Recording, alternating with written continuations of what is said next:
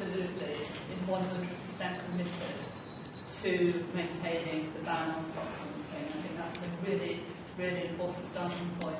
And of course, it's the part of the brought in legislation in the first place.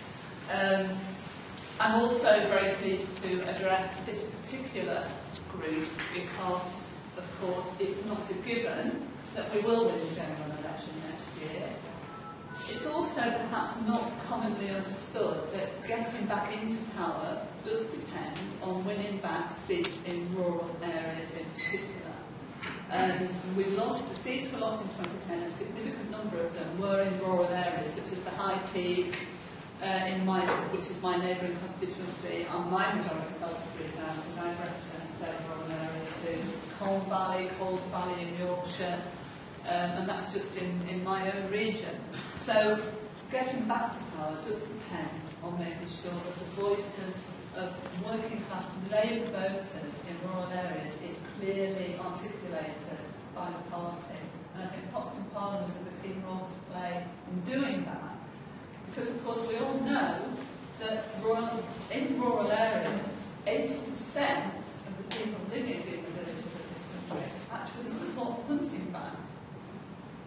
The support for the hunting ban in rural areas is as strong as it is in urban areas.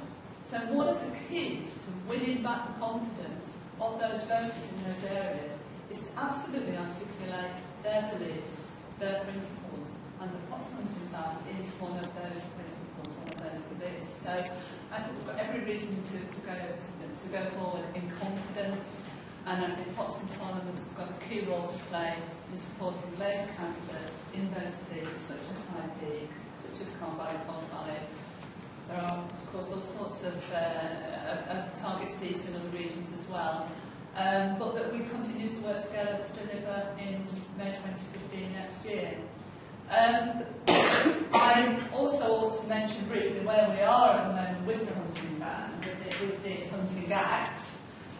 You know, of course, that Cameron admitted in PMQs the other week, after a question he'd got from me, that there is no plan now to bring forward an amendment to the Hunting Act. They've given up on that idea, mainly because the Liberals are determined to differentiate themselves from the Tories, it seems to me. So they've given up on that idea, and there are anti-fox hunting figures in the Tory party, we know that, and they are at the moment busy trying to pin Cameron down on whether or not there's going to be a vote on repeal. It's my understanding that the Tories do not want to vote on repeal because they know they'll lose it. It's also my understanding that two Tory MPs in particular are working quite hard to secure a manifesto commitment from the Tory party to bring forward the amendment to the dogs issue. An amendment along those lines and to make sure that that's in the Tory manifesto for the next Parliament. So we're not there yet, there's still a lot more to do, and I think the best thing that Labour can do is to reiterate the support for the legislation and to make sure that Labour MPs are aware of the importance of the issue and are committed themselves to supporting the continuance of the Hunting Act and to enforcement of the Hunting Act too. And here I pay credit to all the charities and groups out there that work so hard to make the Act the success that it is. You know, the RSPCA, the League Against Cruel Sports, done a tremendous job in ensuring that we do get the prosecutions and that the Act is seen to work. And we know that it does work. And we know that. We know that the argument we get from the Countryside Alliance that the Internet is ineffective and all the rest of it is just not true.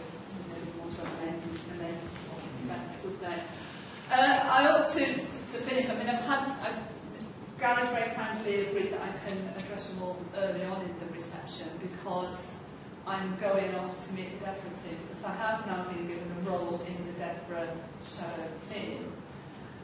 It was greeted on Twitter. I'm very privileged, very honoured by this, by a fox hunting dairy farmer who said, "This is the worst appointment we could have." And then he came back and said, "Apart from one other person, and that's Chris Williamson."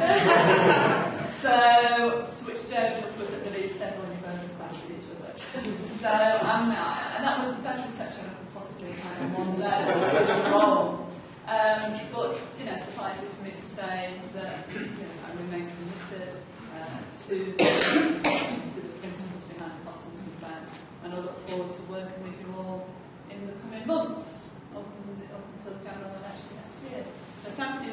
to speak. I hope tonight's a success. I'm sure it will be, and that many more of my colleagues will visit before the night is done. So thank you very much. Thank you.